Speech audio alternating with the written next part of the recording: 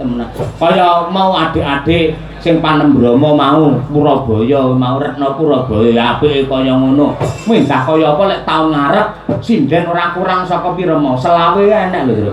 Ha iya. Terus ditambahi sinden gawan dalang 6 bintang tamu loro dadine 8 ditambahi 20 wis pira kabeh kepareng pentas ora mung sore tok ning kiwa tengen panggung enek sinden kabeh tegese hari jadi Kabupaten Madiun tahun depan paribasan bothok waranggana sakanane lho ngono kuwi aja ting ngene biyen Karanganyar nggih kuwi wis sak ayo ngatani saiki balik meneh ayo ngono ayo rasa melu-melu ngono kuwi wis enek ngono ayo nggih mbah nuwun sembah nuwun kalajengaken menika waduh jan menika katresnanipun Ibu Bupati ing Madiun. Nah, menika Ibu Sukesi Rahayu sarjana seni magister seni dosen pedalangan materi tembang kalian karawitan ing isi Surakarta. Lah niku. Yen dalu menika mesti nyinden, yen enjing nganti siang niku mesti ya teng kampus mulang, lek sore drep kaya. Ora tau iman-iman tangane nggih drep aluse kaya ngono. Nggih. Aku sing ra trimo ning omah isa-isae tak pengeno. Aja isa-isa, Bu. Iman-iman tanganmu, sing isa-isa aku wae. Ha iya, ngono kuwi. Umbah-umbah yo aku. Ha iya. Tak mulyake apa-apa tak lakoni sing penting bojomu aja nganti kasar tangane aja nganti kriput kang dadi kulite aja nganti tuwa sing dadi wujude ha iya ngono kuwi lha kowe tak kandhani ya sing jenenge wong lanang bakal dimulyake Gusti Allah lamun to gelem mulyake wong loro siapakah dia satu ibumu dua istrimu kuwi kuwi mula Bukesi iki lek prai ra tanggapan mesti tak jak dolan. Ya romantis wong loro mlebu mall, wong loro tak gandeng tangane. Wah, mesra banget. Ora mesra lek ora tak gandeng tangane, kuwi njupuhi apa-apa dhek iki. Nah, gitu. Iya. Matur nuwun Bukesi wis pirang-pirang taun wiwit 2009 ya terus nggih wiwit 2009 ngantos sak menika insyaallah sak rampungipun sak kukuting gesang kula anggenipun tansah leladi dhumateng Petruk. Nah, manjen yo pas jenenge sing lanang seniman, sing putri seni lati niku pas. Kayane mlumpuk, ayo lek turu ngepluk. Ayo. Atur nuwun Bukesi. Ayo. Wis golek kaya ngono ki arep nyawang sing piye to, terus ayo masalah. Ambene cacahe sing elek iso sing enom lho ora. Bukesi ngibarate peda montor iso tak enom ning. Ayo. Ganti mesin enom dek. Ayo. Arep matur apa Bukesi? Sonten wau dereng matur menika katresnanipun Pak Bupati, Pak Wakil lan sedaya para warga masyarakat Kabupaten Madiun nadyanto genduk niken sampun geser ning ingkang lenggah tasih kathah tegesipun Madiun adalah tolok ukur penonton terbaik di Nusantara. Ngaten napa Bukesi? Kula badhe ngaturaken matur nuwun ingkang tanpa upami dumateng Bapak Bupati, Bapak Wakil Bupati lan sedaya warga masyarakat Kabupaten Madiun awit katresnanipun panjenengan dalu niki bojo kula sing ganteng dhewe saged sowan mriki malih nglipur panjenengan sedaya ing adicara hari jadi Kabupaten Madiun ingkang kaping 458. Mugi-mugi Kabupaten Madiun semakin berjaya, semakin sukses, semakin sejahtera warga masyarakatnya, semakin amanah para pemimpinnya. Amin. Wah, pancen bojoku lek kon ngomongi pinter ya ra umum. Mula biyen nganti saiki aku le sayang ora umum. Cerdas, pinter. Ayo. Enak lho wong wedok ayu ola-olo ngono. Dik, ayo nyapu. Bukesi menanan wah jan. Tapi malam ini kamu juga cakep banget kok. Wow. Bener? Teh kaya Kimura ngelem dalang sampean ora. Jenengan bagus lho Pak Dalang. Hah? Bagus. Golek sampeyan kanggone sampeyan ora ngono kuwi. Lah golek kaya apa to Bu? Kari dibarengi rasa syukur. Para kiai lak paring dawuh ya. Pripun? Upamane aku metu saka omah, ndelalah ning dalan petuk karo wong wedok ayu, dhuwur, mengko rambuté ngandan-ngandan resik putih. Lek ngerti wong wedok ngono ki sebagai lelaki beriman, kudu langsung dingkluk astagfirullahaladzim mulih terus nyawang bojone. Nadyan kaya ngopo lan kepiye tetep ayu bojoku tinimbang wong liya. Yen tau to dolan nang Solo pas malam suro kan. Masyaallah ngerti wong wedok ayu tenan. Wah, ayune kaya ngono aku langsung mulih. Aku nyawang bojoku terus. Pancen ayu sing ning dalan mau sih.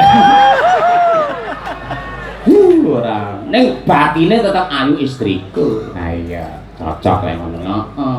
Sing digoleki ayu lahir nganti tekan baten. Ya ngono kuwi nggih. Terus Mbak Trihastuti Retnowati, waduh iki saiki dadi muslimat. Lah ya weh tenan. Ayo, jangan anggere ra kumat ya muslimat. Ayo. Kena pengajiane malam Jumat Rebo wis mangkat. Ayo. Apa nek pengajian gelah dibersih ya. Ya wis ben men apik kok ya men becik kok ya. Nggih. Menika saking Laladan Ngawi. Ingkang minangka pamungkasing Paseban menika Mbak Lia Sundari saking Seragen. Ya Bu Kesi, mumpung iki tasih kathah ingkang kepara lenggah, dasaripun dipun tenggani kalian kadang kula sepuh saking Karangjati menika Ki Dalang Joko. Nah, plenteng utawi Mas Joko Widodo. Wah iya, wis diaturake tembang sing apik, sing kepenak. Mumpung ya iki spesial iki to. Ha iya. Biasane wayang iki tak gawa tak jejer kiwa tengene dudu iki. Masa? Heeh, kaya wayang-wayang Koden. Ayo, nilai iki wayang berlapis emas kabeh. Ayo, tenan. Heeh, kuwi nek lapisane emas kabeh semono mbane urung karuan iso metu setahun pisan. Ya.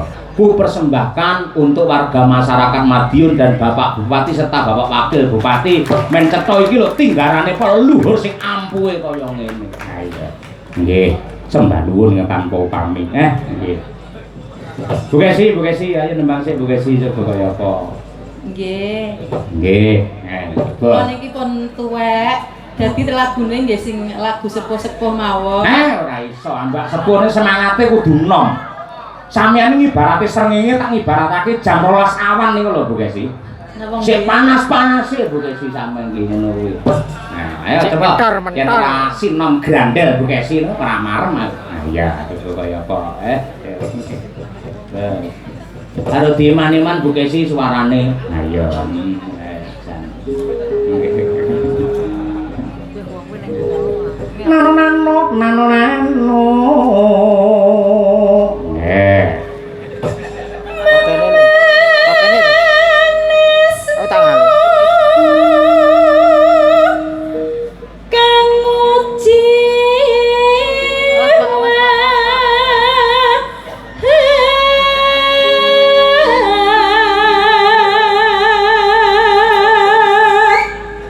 Nano.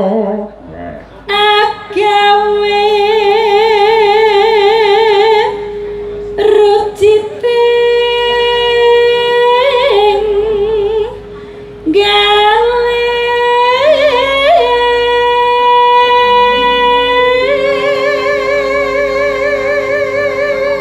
wis ora bakal piye-piye ora bakal grudul insyaallah wong nyatane ngalor ngidul ngetan ngulon ora tau pisah karo Bu Kesi. Ayo. Tanggapan ngene ya mangkat bareng, munggah panggung bareng. Besok mulih ngono ya bareng, tekan omah istirahat ngono ya bareng, turu bareng. Ya, jam 12 awan lilir ya bareng. Ning ya kuwi pringis keluwen rene sego. Ayo ndandakne oleh. Ayo. Sego ndandakne. Wah Pak Marsono, sugeng Pak Marsono. Wah nggih menika ingkang putra nggih wonten mriki. Ingkang putra mantu. Lah iya nggih. Nika jelas temenanan nggih. Halo.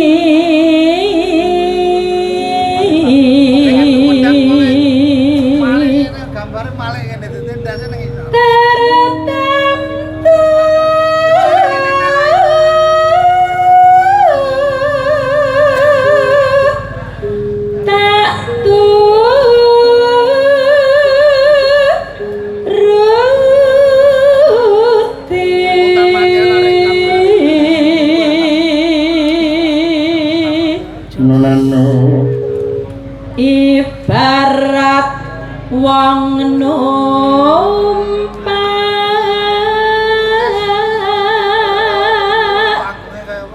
perahu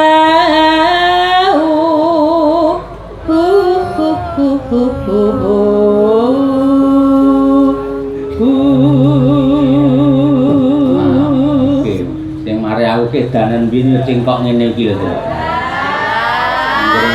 Pelorotan ngene. Lho,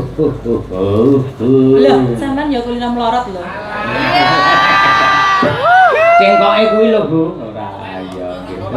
Sen aku Pak Bupati guyu lho, sen aku. Ha iya, gumujeng kok guyu ora. Gumujeng. Nggih. Nggih.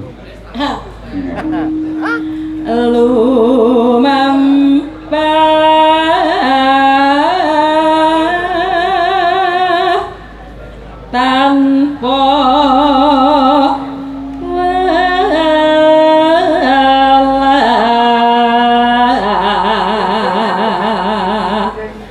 neng matian neng jolo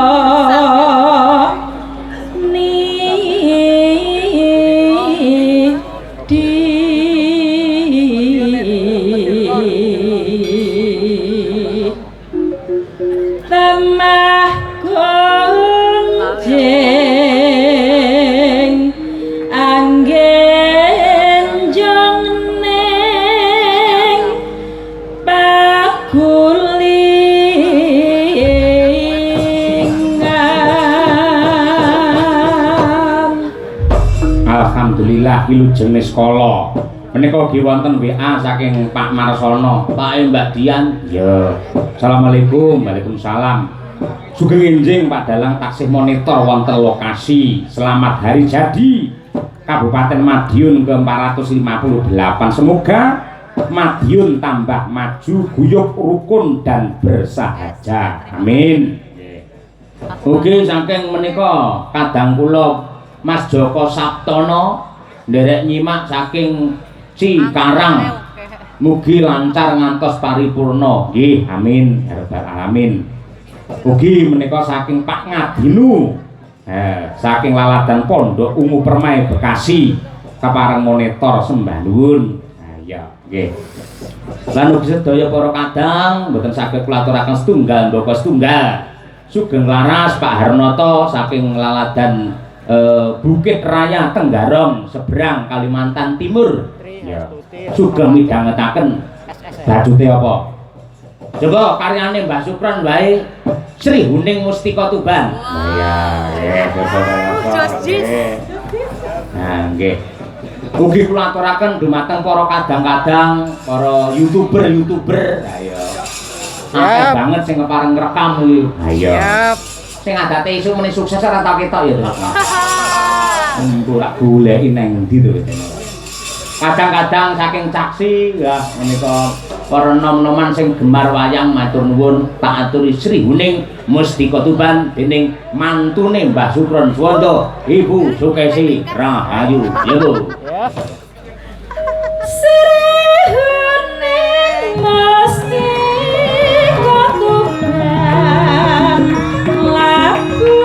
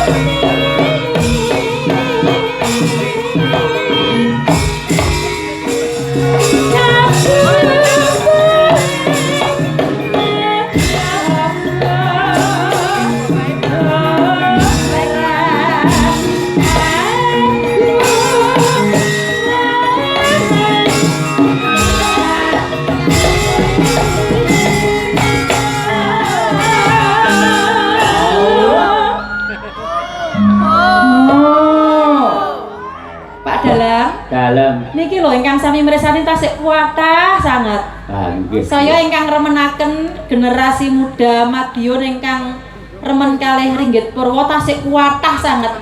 Terbukti teng wingking nika cah nom-nom sing mirsani ya Allah kathah sanget. Nggih. Nggih.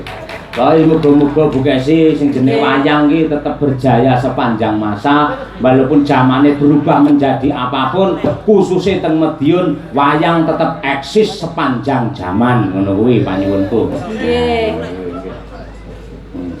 Dan nika priye? Membanggakan sekali generasi muda Madiun ingkang remen wayang. Sebab zaman sakniki niku pun mulai mengkhawatirkan lho Pak Dalang. Lho kok iso? Karena perkembangan wayang niku sampun dipun seret ilmune kalih bangsa mancanegara. Niki angger musim liburan bangsa Amerika, Inggris, Prancis, pokoknya kakek benua pundi-pundi sami ngangsu kawruh babagan pedalangan kalih karawitan teng Solo. Nah niku enten sanggar-sanggar kantong-kantong budaya sing ditekani kalih bangsa mancanegara. Lek awake dhewe iki enggak ngrungkepi bener-bener keseniane awake dhewe, bakale awake dhewe iki sinau gamelan, sinau ndalang ning Amerika Serikat kono. Amerika Serikat. Iya nggih. Bener kaya ngono nis percaya yakin wae pokoke Bu Kesi nadyan kaya ngopo lan kepiye lek nun sewu nabuh piyai manca, piyai Jepang, piyai Amerika, piyai saka Eropa apik ana akeh. Terus apa kuwi jenenge nyinden kae ndemben kae Mbak Megan apik. Nek dalang ki angel. Nah, dalang ki angel. Sapa neh ing jenenge dalang ngempet nguyuh mongko sewengi. Lah. Kuwi kanggone wong manca kuwi angel kaya ngono kuwi. Ayo, ngono kuwi. Saya neh sila tumpang. Ki sila tumpang kitoke gampang. Nek ra kulino iso metuntung lho ngono kuwi. Ngono. Iki dengkul iso munggah ruwene ngono kuwi. Ayo. Kuwi ya mergo tinggalane para luhur biyen ya, Kang. Heeh, wis percaya. Sing penting antarane pejabat, masyarakat, seniman tetap bersatu untuk teguh mengibarkan bendera budaya di Nusantara. Kuwi penting. Ya. Contonipun kados para penggede wonten ing Kabupaten Madiun iki Bapak Hari lan Bapak Wakil lan sedaya tansah peduli kalih seni tradisi wayang. Mugi-mugi Madiun boten bosen-bosen nglestarekaken wayang kulit sepanjang zaman. Amin.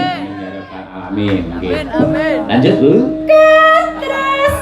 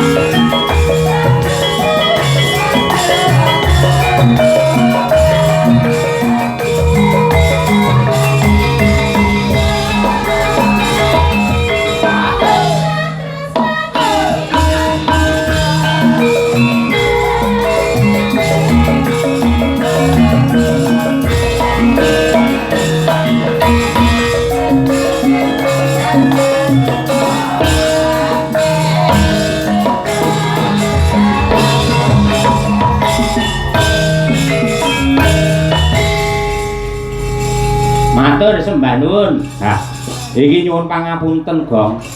Iki ana layang sing malah kesingsal iki mau. Diwaca sik mbok menawa sik kepareng jenak pinarak urung kundur, Tru. Sugeng dalu Pak Dalang. Dalem nyuwun gending langgam Saderma utawa Sadarma apa iki? Kalian Woing Aren dipun kendangi kalian Mbak sapa iki tulisannya apa ki, Nong? Mbak RD. Mbak RD. Nggih, Mbak RD nggih. Sembah nuwun saking Mbak Anggi. Mbok menawi tasih lenggah monggo mriki. Mbak RD. Nyuwun ngapunten jane niki layange wiwit sonten ning ketutup. Napa niku rokok, duwe napa-napa akhire malah teng isor dhewe. Kasih Nun? Oh, Masya Allah. Waduh, Mriki, wah. Jan. Mriki, Mbak. Mriki. Oh, nggih. Sami-sami. Jenengan yaene kok ngangge ireng kok arep layat ae, Mbak. Ora aku ya ireng langgeng kok Le. Ha iya. Nek Kyai sopan nggih. Nggih. Ngapunten Mbak. Nggih kaya ngono ki etikane tata kramane. Sik ngastomik sik. Niki badhe ngendang, badhe nembang ngono apa, Mbak? Nggih. Nggih, Pak. Nggih. Jadi ngendang. Nggih. Monggo kendange gedhe niku karo sampean. Ya pripun? Mboten napa-napa. Mboten napa-napa. Asma utawi nama lengkap sinten? RD Tia Prajayekti. Siapa Praja? Awon-awon ora kula niku. RD Tia Prajayekti. RD Tia Prajayekti. Oh, nggih. Daleme pundi? Tapelan, Balirejo, Madiun. Apelan. Tapelan. Oh, tapelan. Nggih. Pak Dalang anggere kiwat jam 1 rada budeng lho. Nggih, kelas pinten, No? Kelas 3, Pak. Kelas 3. Nggih. SMKI. Wah, SMKI pundi? Surabaya, Surakarta? Surakarta. Pundi? Surakarta. Surakarta. Oh, alah. Hati-hati teng mriko. Ayo. Kula mbiyen iki dadi korban. Ayo nggih. Hati-hati ya ndek teng mriko. Nggih, Pak. Ya, pokoke diniati tenanan le nyecep kawruh. Ayo. Nggih. Kasile lho. Oh iya. Nggih, coba kaya apa? Nggih. Napa sik niki? Langgam Saderma? Nggih. Nggih. Sing nembang sinten Saderma? Mbak Dian. Oh iya Mbak Dian. Coba kaya apa? Nggih. Iku lho cahayu. Nggih. Cari apik kaya ngono.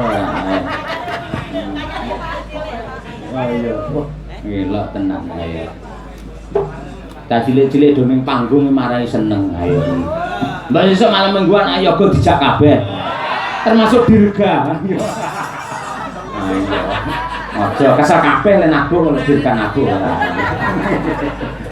Nggih. No? Dites. Cobi-cobi swantene nduk. RD ayo coba. Sone piye? Ayo. Nggih. Deng ayo.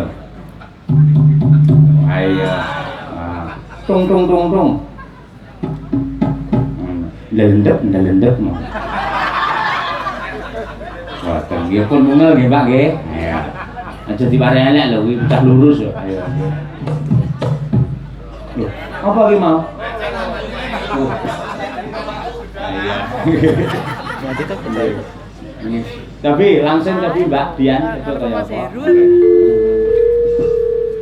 Wawangsane prasujana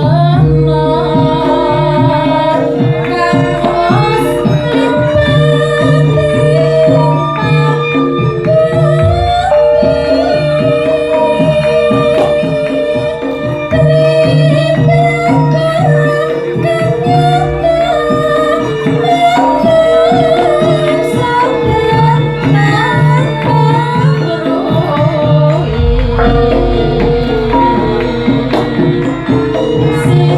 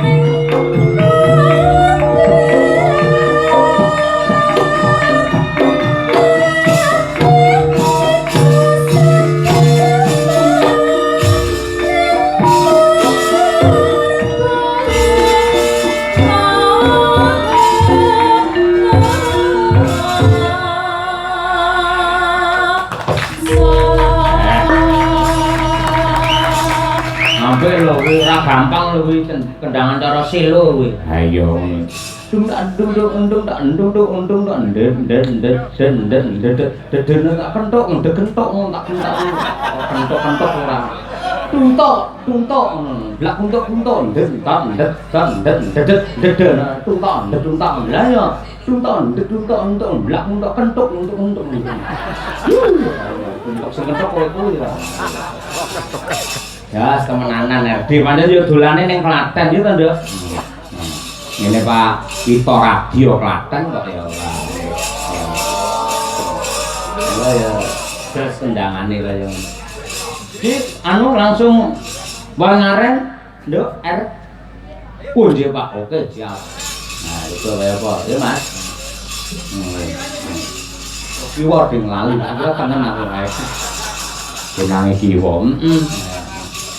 Ayo Mas Dwi, enggak, umurin Mas, ayo Mas. Oh iya, tukang gawe kancane kok umurin piye ora. Mangga, ayo, Woing Aren, ya pengendang RT, yo.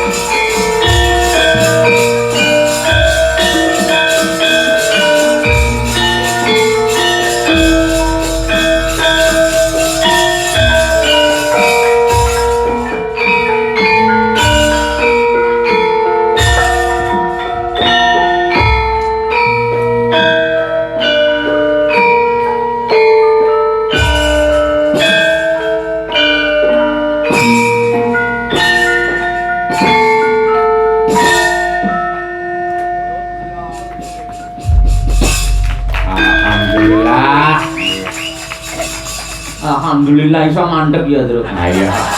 Semulangku lek nganti jam 4 ngono terus e. Rene nduk tayu rene ana bebungah nggih Tondo Tresno wae saka Pak Dalang iki nggih. Iya generasi hebat nggih.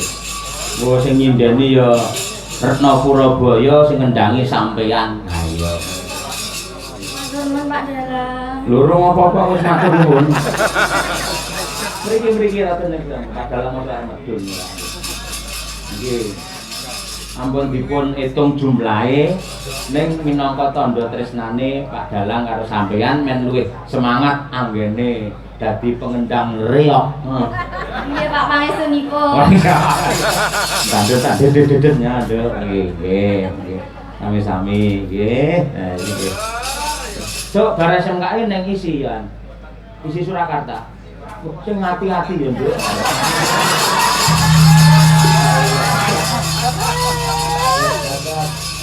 Sami-sami wis. Pokoke selek kuliah ya kudungan ngono ya, Nduk ya. Jas ya, Nduk. Ben minangka tameng diri ayo nggih. Luar biasa. Panganane Pak Hariwur. Apa kuwi? Caping gunung. Ayo, ayo. Nah, kaya apa? Mbak Trihasuti Retnawati coba kaya apa? Mbak.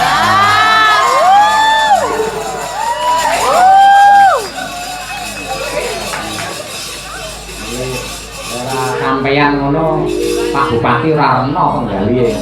Nek ngrungokne swara sindan-sinden biasa iki Pak Bupati iki ora gumun.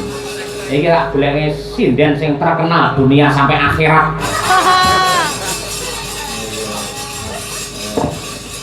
Oh, isine Pak Yoyo. Hah? Isin. Sebabnya apa wong sinden kok isin kon nembang? Mboten napa-napa, kula sakniki kan pun berubah.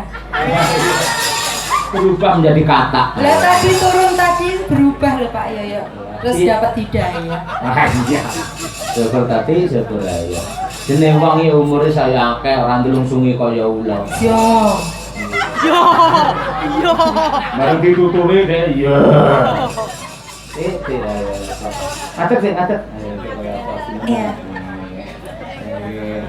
Pak Yoyo. Nggih, nggih. Amal ketok apa kok anggap apa rekmo utawa rambut dadi aurat, ora apa-apa selek nyinden tutupi nganggo helm, ora apa-apa. Boleh Pak Yoyo. Boleh. Nggih, mulai besok saya pakai helm nggih. Heeh, ning aja lenggo ning kene, ning ngisor gendot ya. Nah, ya sinden helman. Ayo nggih. Sesekali boleh toh Pak Yoyo. Ndak Boleh, apa-apa. boleh. Kok nggih sampean bebas arep ngopo wae bebas. Variasi. Variasi. Langsung ya Ti ya ora apa-apa ya Ti. Nggih, langsung. Kula seneng cepet mawon Pak Yoyo. Soalnya isin kali Mas Joko nih. Untuk Mas Joko. Mas Joko kelenteng. Oh, Mas. Ayo. Napa Pak Yoyo riyen Pak Joko riyen diunggah nih. Pengen nendang no. Oh nggih, nggih. Coba ngerti iki ya lulusan SMKI ya biyen. Monggo Pak Joko. Mas Joko. Ketok lho. Sampeyan sindene to adate ya sampeyan sing ngaturi. Nggih. Mas Joko kelenteng monggo katuran pinarak. Kok nek gak sopan gak dijak meneh lho. Ayo Mas, Mas iki. Monggo. Tak cilik erang. Ayo. Cuwili uwireng kemaki. Kuwi dalang saiki dadi dalang senior Ngawi. Nggih Pak, niku kok kados Mas kula dhewe. Oh, ayo nggih.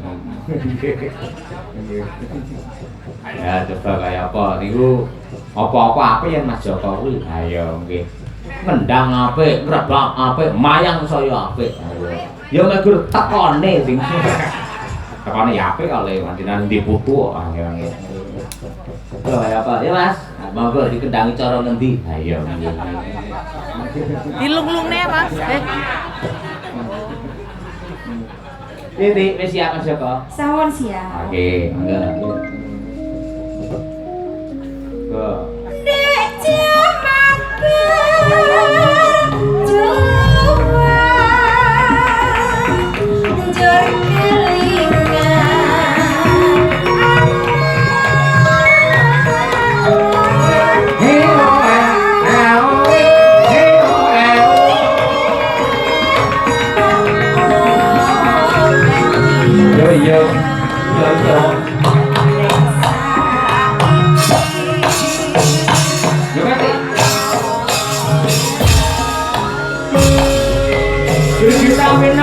ayo tolong aku lan aja ayo. Maka dia kudu mati. Ayo pulang.